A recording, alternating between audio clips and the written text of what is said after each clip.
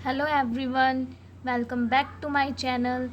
आज हम अकाउंटेंसी के थर्ड चैप्टर के बारे में बात करेंगे, जिसका नाम है change in profit sharing ratio of existing partners. यानी कि जो पार्टनर्स इस टाइम फर्म के अंदर हैं उनकी प्रॉफिट शेयरिंग रेशियो का चेंज हो जाना। तो उसमें सबसे पहले है रिकॉन्स्टिट्यूशन। क्या होता है रिकॉन्स्टिट्यूशन? यानी फर्म का दोबारा से बनना, फर्म के अंदर बहुत सारे चेंजेस हो जाना। किस टाइप के चेंजेस? लाइक जो एक पार्टनरशिप फर्म है ना, उसमें दो पार्टनर होते हैं जैसे कि, तो उनके बीच में एक एग्रीमेंट होता है। तो जब उस एग्रीमेंट के अंदर चेंज आ गया ना, तो इट मीन्स फर्म का रिकॉन्स्टिट्यूशन हो गया, फर्म ओवरऑल चेंज होगी। क्योंकि जब पार्टनर्स के बीच में जो एग्रीमेंट हुआ है वही चेंज हो गया, तो फर्म भी चेंज हो गई। फर्म के जो पार्टनर्स के बीच में जो राइट्स लाइबिलिटीज़ थी उनकी, वो सब चेंज हो गई। इट मीन्स फर्म की भी सारी राइट्स और लाइबिलिटीज़ चेंज हो गई। तो रिकॉन्स्टिट्यूशन का मतलब होता है किसी चीज़ का दोबारा से निर्माण होना, यानी कि टोटली चेंजेस हो जाना। चेंजेस हो जाना वो क्या होगा? हमारा रिकॉन्स्टिट्यूशन होता है। तो रिकॉन्स्टिट्यूशन किन किन सिचुएशंस में होता है? किस चीज़ को हम बोलेंगे कि रिकॉन्स्टिट्यूशन हुआ है? जैसे कि फर्म के अंदर जो पार्टनर्स हैं, एग्जिस्टिंग पार्टनर्स, उनकी अगर प्रॉफिट शेयरिंग रेशियो चेंज हो गई, प्रॉफिट शेयरिंग रेशियो चेंज हो गई, तभी हम ये बोलेंगे कि फर्म का रिकॉन्स्टिट्यूशन हो गया। या फिर कोई नया पार्टनर आ गया। जब कोई नया पार्टनर आएगा फर्म के अंदर, तब क्या होगा? जो एग्जिस्टिंग पार्टनर्स हैं उनकी प्रॉफिट शेयरिंग रेशियो चेंज हो जाएगी, क्योंकि जो नया पार्टनर है वो भी कुछ ना कुछ प्रॉफिट में हिस्सा लेगा।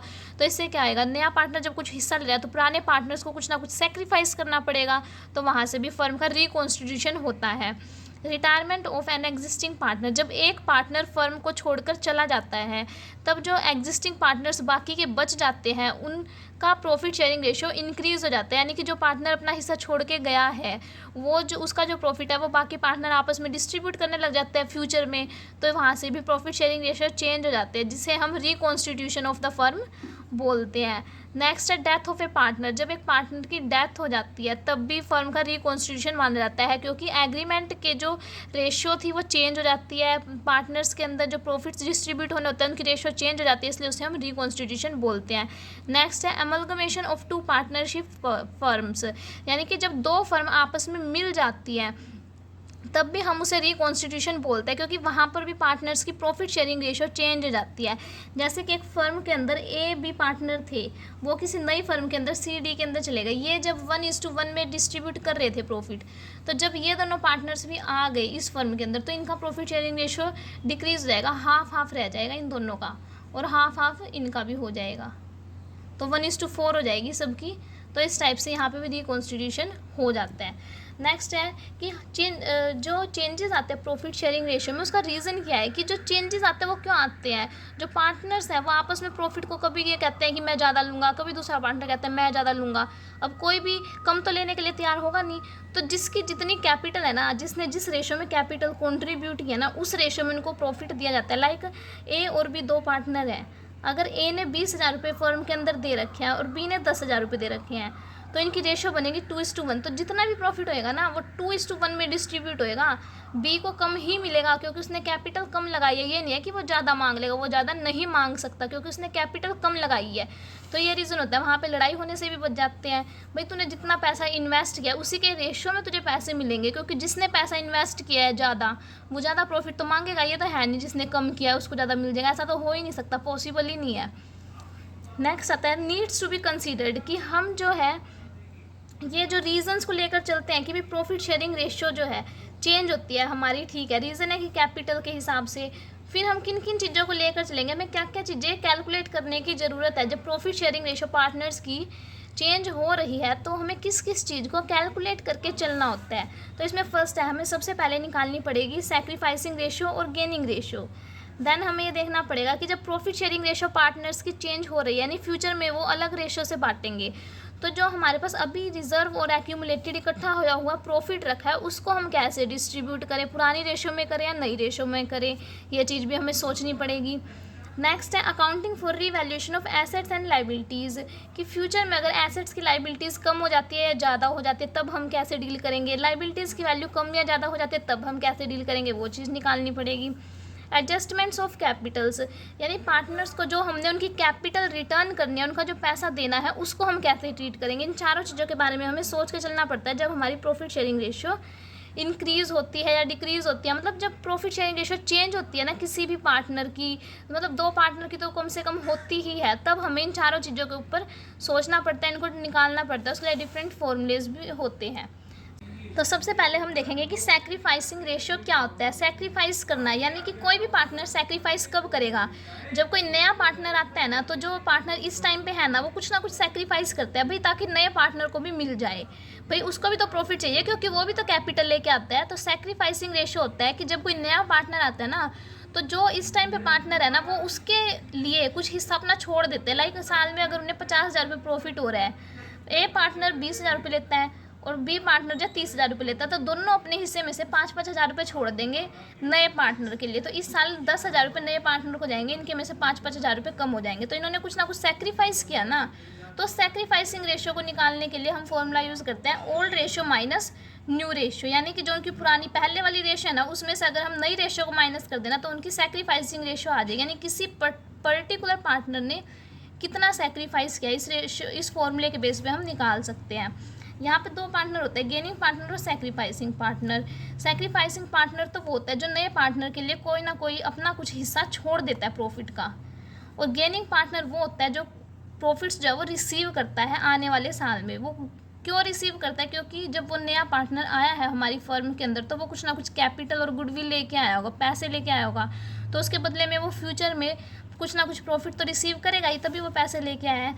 तो ये दोनों होते हैं सैक्रिफाइसिंग और gaining partner. Then gaining ratio क्या होती है, गेनिंग रेशियो जैसे कि अभी हमने बताया यहाँ पे एक पार्टनर सेक्रीफाइस करता है, दूसरा पार्टनर गेन करता है, कुछ ना कुछ रिसीव करता है। तो गेनिंग रेशियो होती है कि कुछ ना कुछ जो नया पार्टनर आया वो रिसीव करता है। तो गेनिंग रेशियो हम कैसे निकाल सकते हैं, new ratio minus old ratio, इस फॉर्मूले के बेस पे गेनिंग रेशियो निकल जाएगी। नेक्स्ट हमें किस चीज़ को निकाल के चलना होता है, जैसे यहाँ पे हमने 4 पॉइंट देखे थे। फर्स्ट पॉइंट हो गया सैक्रिफाइसिंग और गेनिंग रेशियो को हम इन फॉर्मूले के बेस पे निकाल सकते हैं। सेकंड पॉइंट है कि रिजर्व और एक्यूमुलेटेड प्रॉफिट्स जो है उनको हम कैसे ट्रीट करेंगे, कैसे पार्टनर्स में डिस्ट्रीब्यूट करेंगे।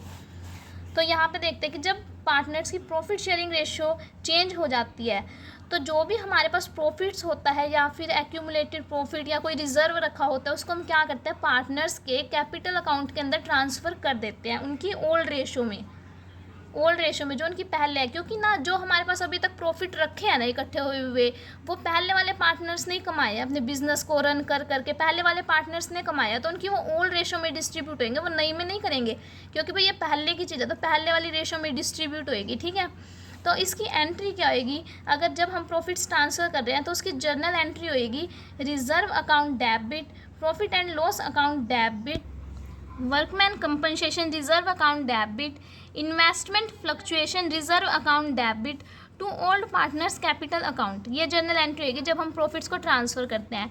इस एंट्री को देख लेते हैं कि हमने क्या चीज़ डेबिट किया है, जो चीज़ क्रेडिट किया है, ऐसा क्यों किया है।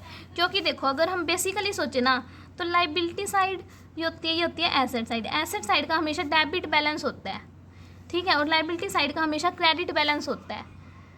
तो जब हमारा जो भी रिज़र्व होता है ना वो लाइबिलिटी साइड होता है रिज़र्व, और जब हम उस रिज़र्व को पार्टनर्स के कैपिटल अकाउंट में ट्रांसफ़र करने जा रहे हैं तो हम उसका बैलेंस को डेबिट करेंगे और पार्टनर्स के अकाउंट को क्रेडिट करेंगे।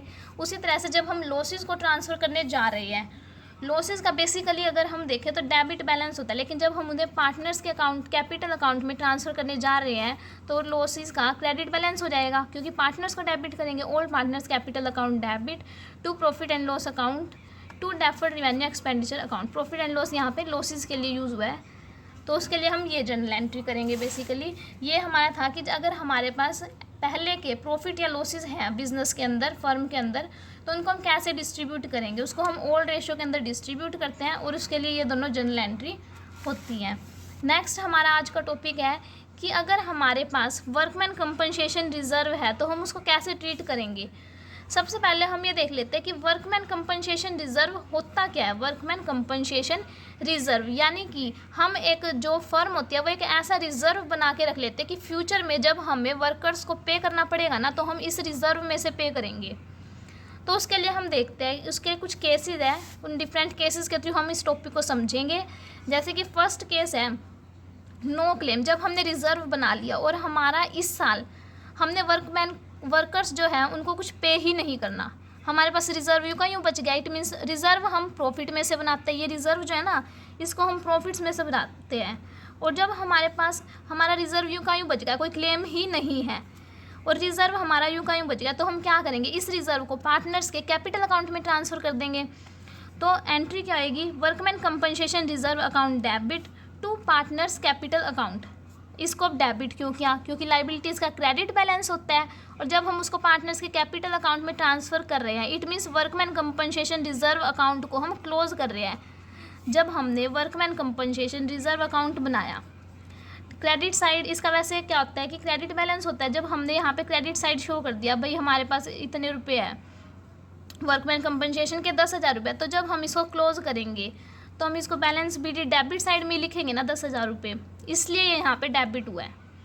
ठीक है, तो सेकंड केस है हमारे पास, अगर हमारा क्लेम कम है और रिजर्व ज़्यादा बना रखा है, यानी कि प्रॉफिट तो ज़्यादा है और हमने कम पे किया है वर्कर्स को, तो जो क्लेम बच गया, उस जो हमारे पास प्रॉफिट बच गया, रिजर्व जो बच गया, उसका हम क्या करेंगे, क्लेम जितना है हमने पे करना है उसको तो हम ट्रांसफ़र कर देंगे वर्कमैन कंपनसेशन क्लेम अकाउंट में, यानी जितने रुपये देने हैं वो हमने पे कर दिए, बचे हुए पार्टनर्स के कैपिटल अकाउंट में ट्रांसफ़र कर देंगे। जैसे इसका एक एग्जांपल देखते हैं, वर्कमैन कंपनसेशन रिजर्व, हमने रिजर्व बचा रखा है 50,000 रुपये का, लेकिन हमें पे सिर्फ 20,000 ही करने पड़े। इट मीन्स हमारे पास 30,000 रुपये बच गए, उसको हम कैपिटल अकाउंट में ट्रांसफ़र कर देंगे पार्टनर्स की। इसके लिए हम एंट्री क्या करेंगे, workman compensation reserve account debit to provision for workman compensation claim account to partners capital account. अब रिजर्व हमने 50,000 रुपये का बनाया था, वो लिख लेंगे। फिर क्लेम हमें 20,000 रुपये का देना है, वो क्रेडिट साइड पे लिखेंगे क्योंकि ये एंट्री हमने क्रेडिट किया है, और पार्टनर्स को 30,000 रुपये पे कर देंगे, वो हो जाएगा। नेक्स्ट केस है इसी में, जब हमारा क्लेम जो है वर्कमैन कंपनसेशन रिजर्व के इक्वल है, इट मीन्स जितना हमने रिजर्व बनाया था ना उतना ही हमारा क्लेम अराइज हो गया, तो पार्टनर्स को देने के लिए कुछ नहीं बचा, जितना हमने रिजर्व बनाया उतना ही हम वर्कर्स को पे कर देंगे। तो रिजर्व टोटली जो हमारा रिजर्व हमने बनाया है उसको हम वर्कमैन कंपनसेशन क्लेम अकाउंट के अंदर ट्रांसफ़र कर देंगे। इसमें तो सीधी एंट्री हो जाएगी, workman compensation reserve account debit to provision for workman compensation claim account. Next fourth case है, जब हमारा क्लेम ज़्यादा हो जाता है वर्कमैन कंपनसेशन रिजर्व से, इट मीन्स हमने रिजर्व तो कम रखा था बचा के, लेकिन हमें क्लेम ज़्यादा राइज हो गया, तो हम बचे हुए पैसे कहाँ से लाएंगे, क्या करेंगे, हम फिर workman compensation reserve plus excess amount, जितनी भी एक्स्ट्रा अमाउंट हमने पे करनी है उसको क्रेडिट कर देंगे वर्कमैन कंपनसेशन क्लेम अकाउंट से। जैसे कि हम इसका एक एग्जांपल लेके चलते हैं कि जब हमने रिजर्व बना रखा है 50,000 रुपये का और क्लेम हमारा राइज हो गया 60,000 रुपये का, तब हम क्या करेंगे, इसका मतलब है कि आगे आने वाले साल में ना हमें 10,000 रुपये का और लॉस होएगा, तो उन 10,000 रुपये का हम क्या करेंगे, वो हमें लॉस होएगा ना, तो उसे हम रीवैल्यूएशन अकाउंट से राइट ऑफ करेंगे। तो इसकी एंट्री होएगी workman compensation reserve account debit revaluation account debit to provision for workman compensation claim account. अब रीवैल्यूएशन अकाउंट को हमने डेबिट क्यों किया, क्योंकि ये लॉस है, अगर ये प्रॉफिट होता ना तो हम इसको क्रेडिट कर देते, नॉमिनल अकाउंट का रूल लगा रहे हैं यहाँ पे हम।